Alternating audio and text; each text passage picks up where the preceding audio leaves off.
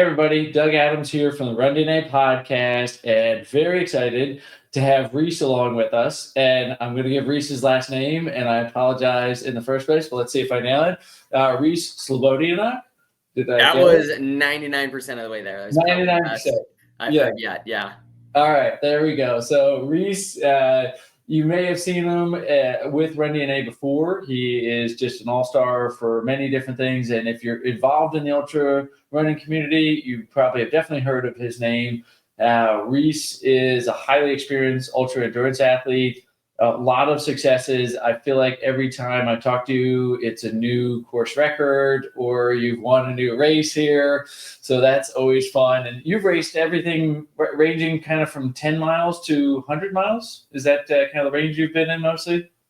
Completely on trails. Yeah. I mean, sprinkling a couple 5Ks and half marathons on the road here and there. And but trails mainly like 10 to 100 miles for sure.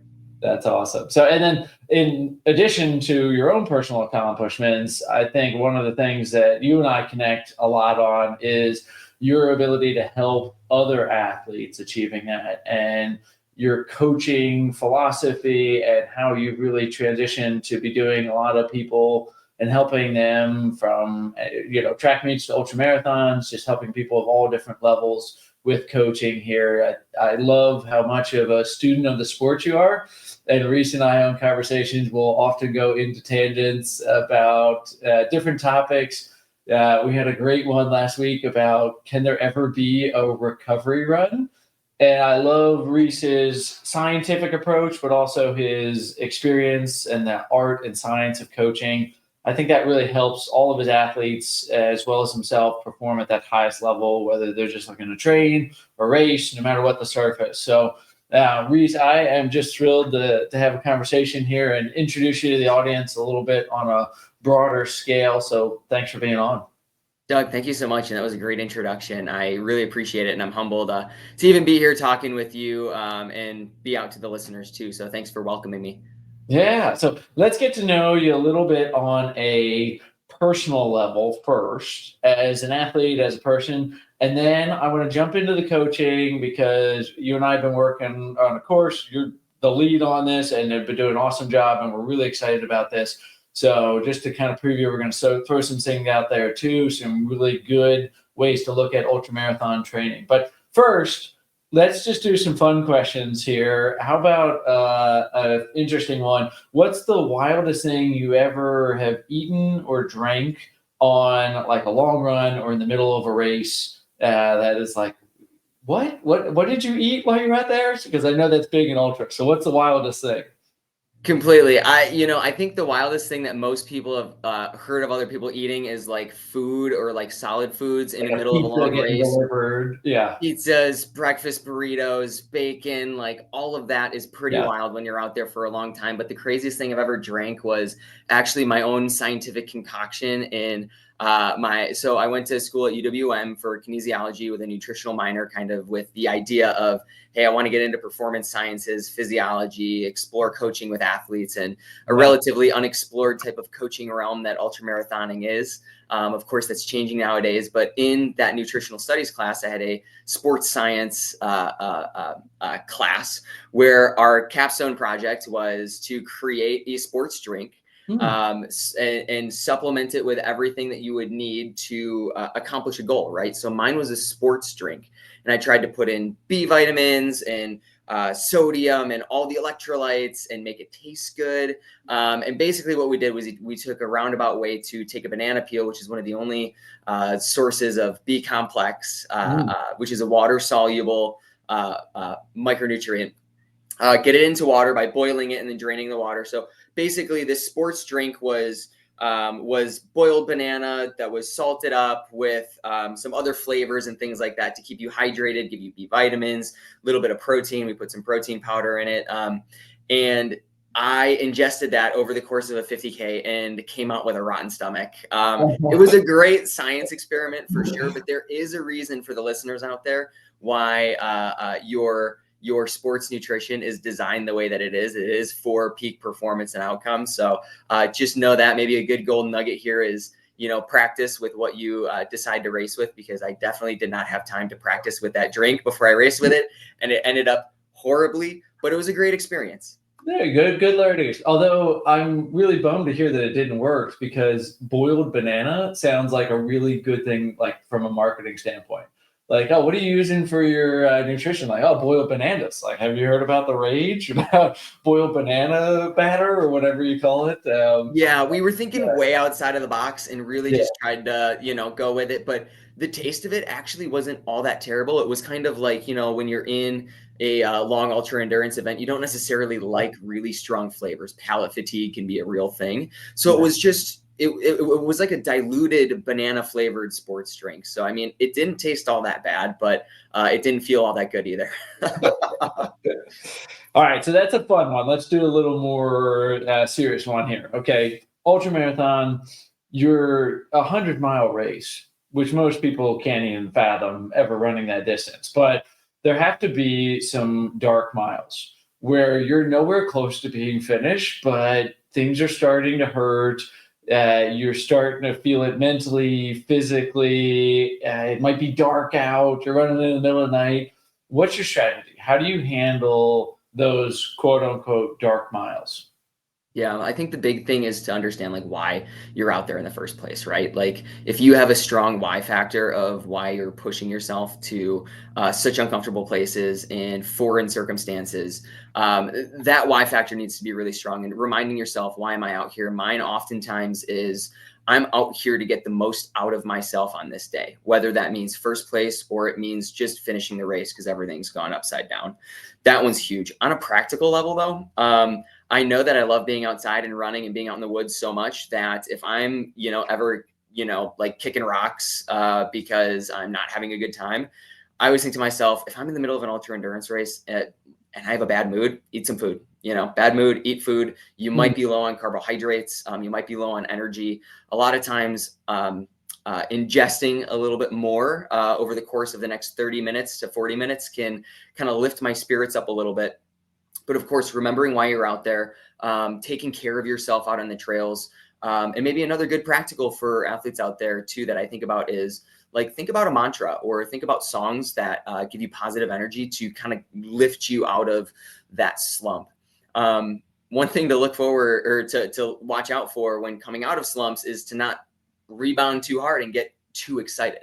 A lot of times it doesn't always get worse, right? So when we're climbing out of a slump, usually an hour later, we might be flying on high on all cylinders. And you want to prevent that in the middle of a 100-mile race too, because you might be 50 to 70 miles in and you've gone a long ways and now you're feeling good, but you still have a long ways to go. So I think the idea is, hey, don't let those slumps last too long, kind of problem solve out of them. Remember your why, maybe eat some more calories, but then also don't let that get you too excited and think that you've climbed out of it for the last time, because you might start to slip and go back in throughout the race. So an ultra marathon is just navigating those highs and lows to make sure that we're never too high or too low. I love that a similar mantra we use for parenting is what you use for ultras. If you're in bad mood, eat some food.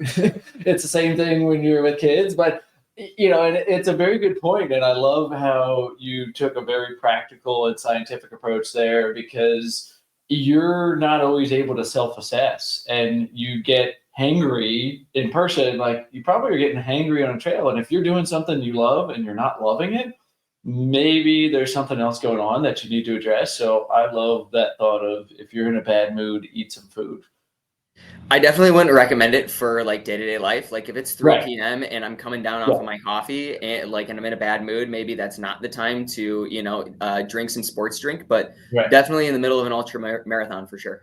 Yes. Yeah. Or with young kids, if they're misbehaving a little bad mood, it's like, yeah, you just need to eat breakfast, honey. Like, you'll be fine. So very good. Good. All right. So then when did you start? Talk about the transition from, you're a high level ultra athlete and you start wanting to coach. What did that journey look like for you?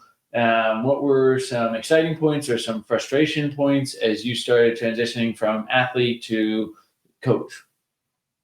Listen, I think that ultra endurance sports require a level of selfishness to be all in for your own performance and your own goals, right? Like it's a solo sport that of course takes a team around you. And I think in my experience, I spent so much time learning about endurance training, physiological principles, and then applying that to myself and spending hours on my own,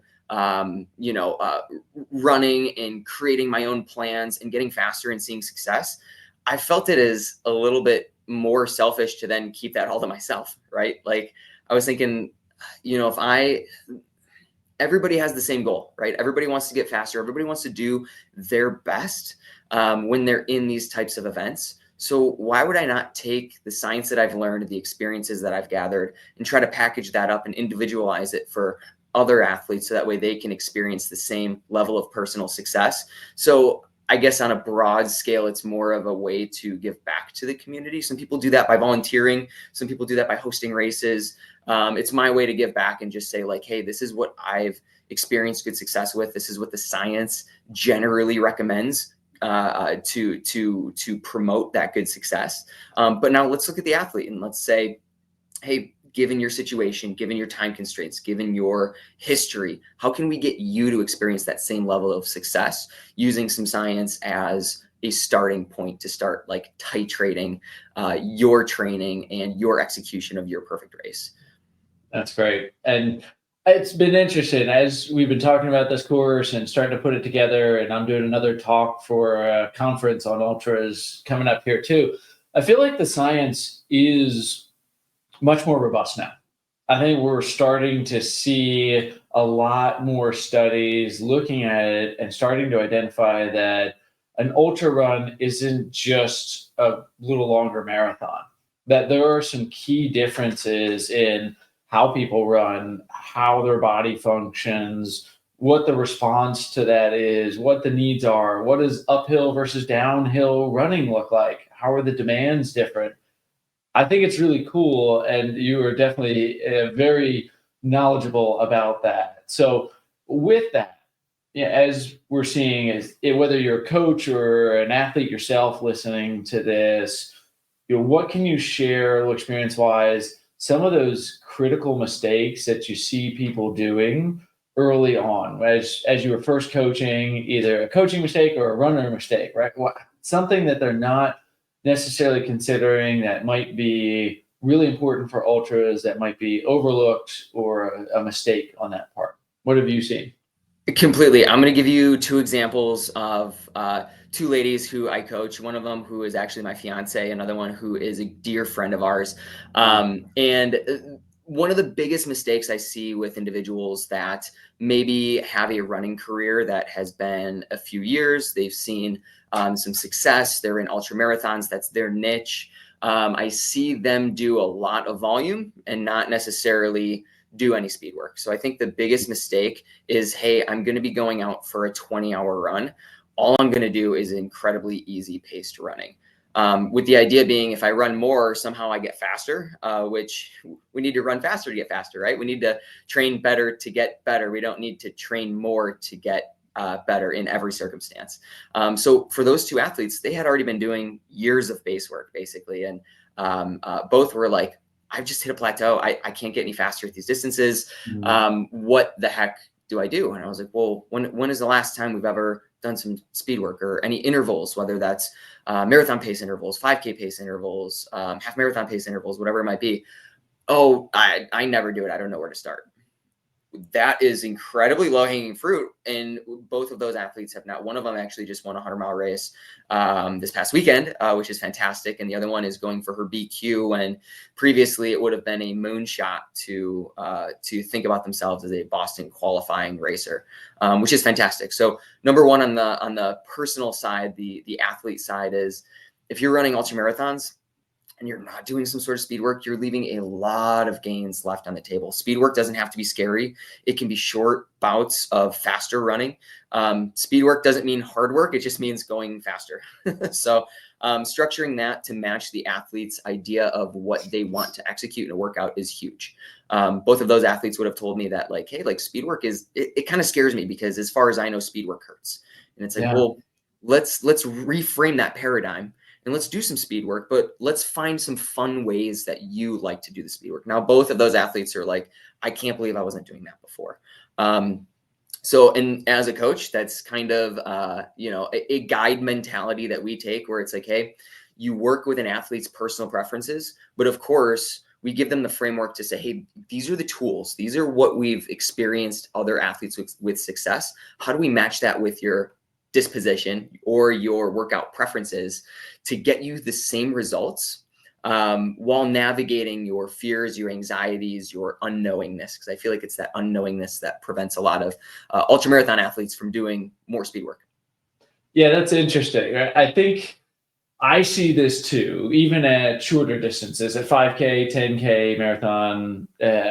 For some reason, runners have this perception that their sport's so different and that they don't have to use general exercise principles.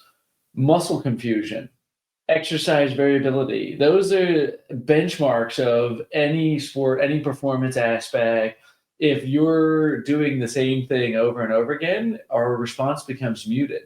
And if we're not providing that, so what you're talking about with speed work is a perfect example of that. Is you can't just keep doing more without switching it up, changing the stimulus, and you're going to get much better results when you do incorporate some variety or muscle confusion into it.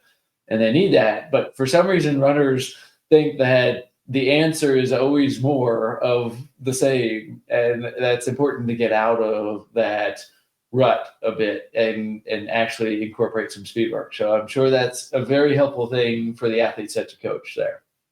Thanks. And just to kind of tease the course that we're putting together is we're going to be talking about where in the macro cycle, or do we actually put that speed work? Do we want to put it closer to our 100-mile race or a 50-mile race? Do we want to put it away from that? What does that look like as it relates to working on specificity towards their particular race's demands? Are we going to be focusing on just the raw fitness of bolstering those physiological parameters, or are we going to be working more towards the specificity side of, like, let's work on the fitness, but in the context of the race is going to have 5,000 foot of elevation gain and a 50K, which is, really hilly for especially for the Midwest here. Do we do a lot of that speed work on incline? Do we do some of it on decline? And where do we structure that in the macro cycle? So that way we are touching on those physiological principles that, of course, wrap into this larger aerobic profile that we have, while still working specifically towards that particular event.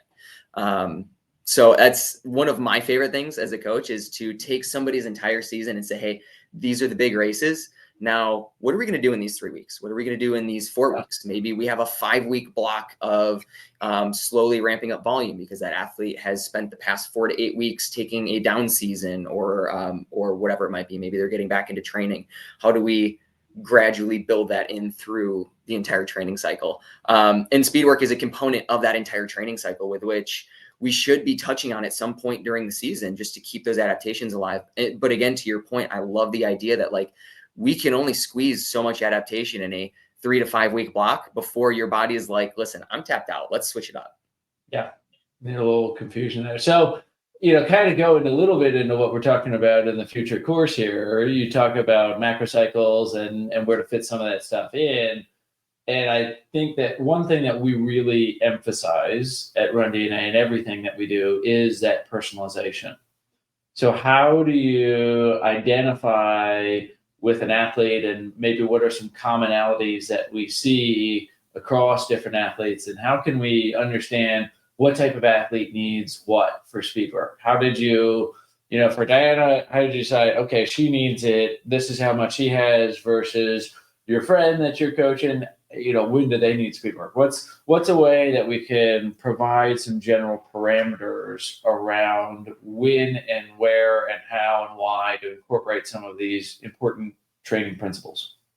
Completely. And I think that comes down to the idea of what is the minimal effective dose versus what is the maximal recoverable volume. So that's the parameter, right? How much intensity do we need to give somebody to start seeing some adaptation versus how much intensity can they actually recover from without going into burnout or overtraining, right? Because we want to push an athlete, but we don't want to push them so hard that they then break and they don't reach their goals. And that comes down to asking the athlete a lot of questions and doing the background digging, right? Like as a coach, if somebody would have told me how much prep work goes into even just beginning to set up the plan, I think my brain would have been spinning a little bit, right? But it all starts with an athlete interview and a deep assessment of their training history.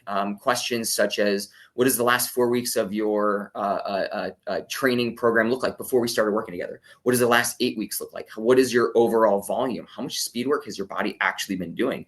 Maybe we need a 3-week block of doing what I call like training to train type of work, or prep work, preparing your body for speed work. Maybe that looks like quick and brief accelerations. Over time, now that I've been coaching those 2 athletes for one of them for over 8 months, the other one for about 1.5 years now, is that constant communication piece of, okay, you hit this workout. What does your body feel like? Did that tax your lungs? Did that tax your legs? How does that feel compared to what we expect you would be able to do in any other races? You can use formulas like the VDOT tables, things like that, to kind of assess, hey, if you have a 2-mile time, if we run you through a field test and you have a 2-mile time of this, if you have an equivalent performance, what are we looking at in terms of what we anticipate your 1-hour time trial to be, or what would be roughly equivalent to, like, quote unquote, your velocity at lactate threshold, right? So if we start to build into different blocks and we understand that, like, hey, maybe this athlete is not able to perform at the anticipated paces or anticipated intensities without their feeling of how hard am I working compared to how hard should I actually be working. If those don't align, then hey, we got to go back to the drawing board and see, what do we need to do with your workout now? As far as how much, that's going to depend on the intensity, right? Like if you're going to be running like 1K intervals or 3K pace intervals, things like that, like, you know, like you're not going to be able to run as much as, say, if you were doing a longer, slower tempo pace, right? And there's general recommendations that we know from the literature and from the level 1 course that we already have out, you know, what are typical volumes and intensities anticipated, or what are good recommendations for those volumes or intensities.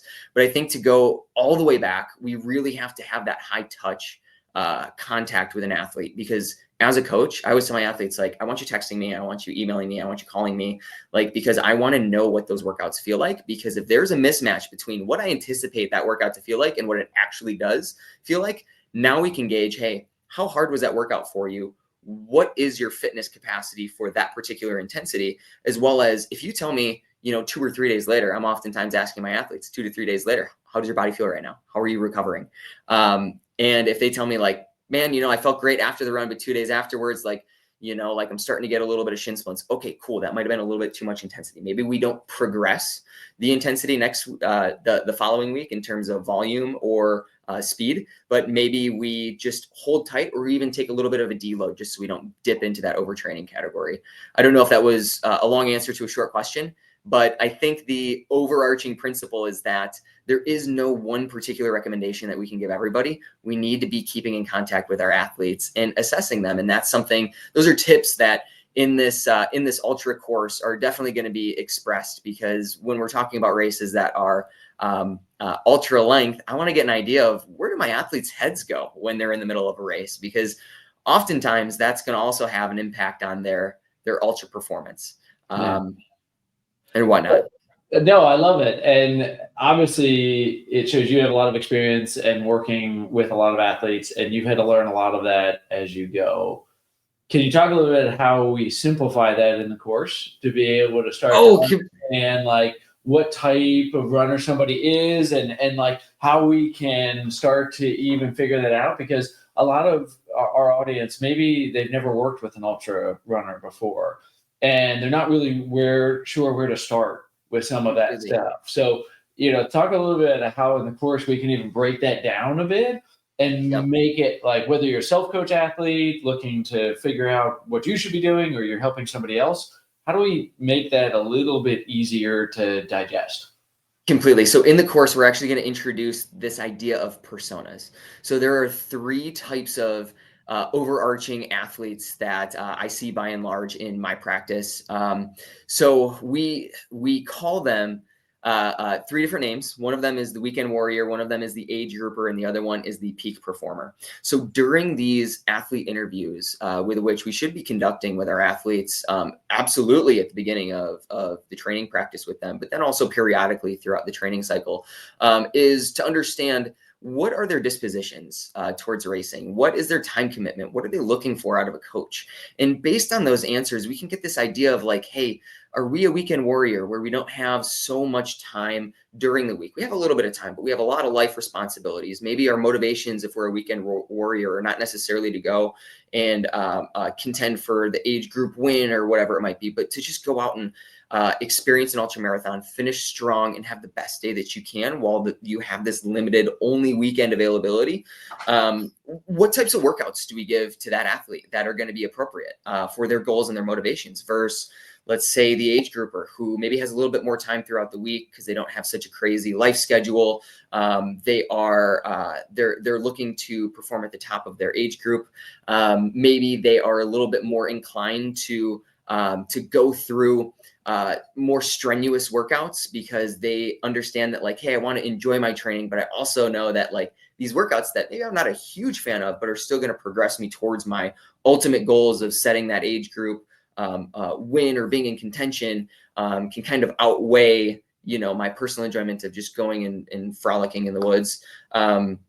What types of workouts, what types of communication styles are we talking to those athletes with to make sure that they pick up on all the information that they need to receive and get the workouts that are going to match their personality and their time to train and their racing disposition.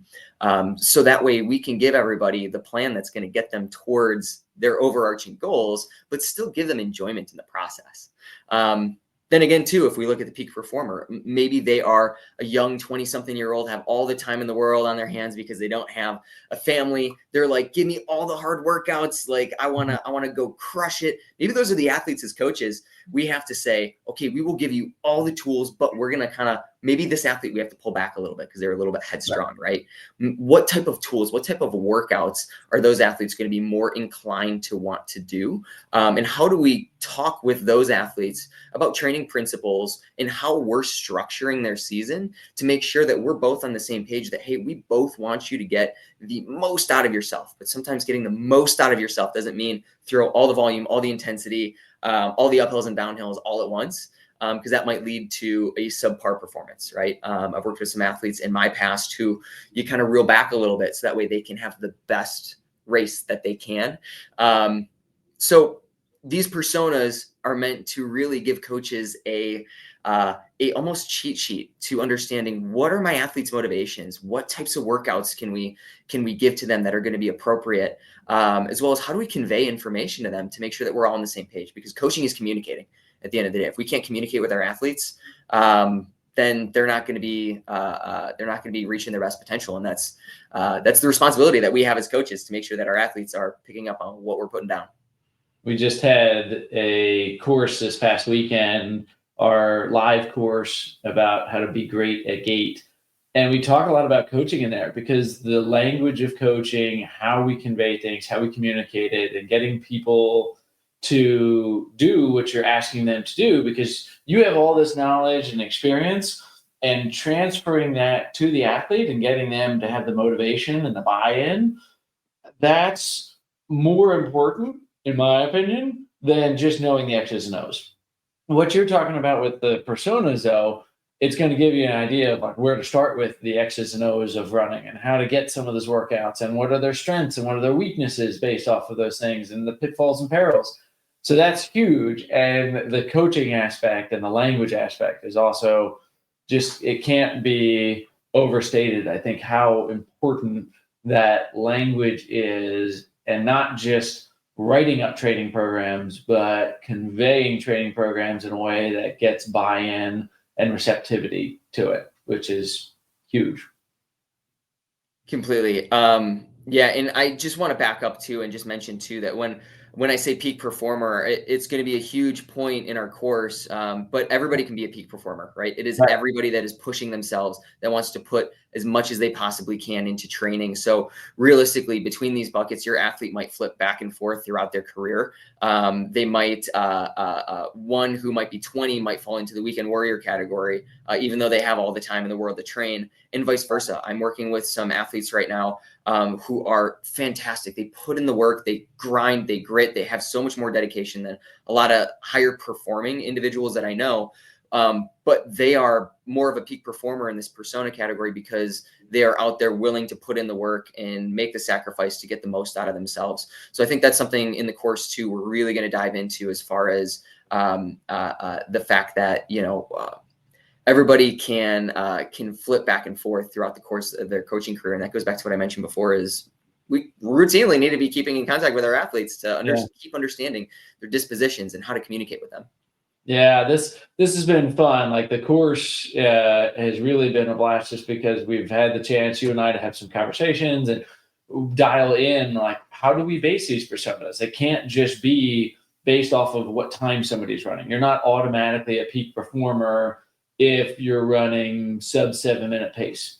That's not the way that this works. It's got a lot more to do with motivations and strengths and weaknesses and running experience and availability and coachability. A lot of that stuff has much more of an impact just on how fast they actually run a race there. And we at RunDNA really love systematic approaches to things. And I think that this is a great way to provide some systematic approaches to ultra running, which is becoming more and more popular.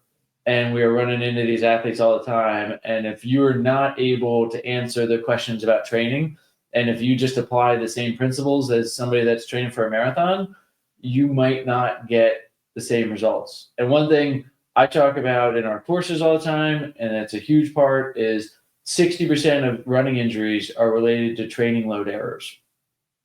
So if you're not familiar with how to do this stuff, you're going to run into trouble. And you can give somebody the best strength, the best form, the best mobility in the world, but if they are not training appropriately, you're going to run into it time and time again. So the coaching, understanding the X's and O's, the coaching, understanding how to convey and speak and communicate with your athletes plays such a significant part if you want to be that go-to running expert. So I think this course has something pretty much for everyone.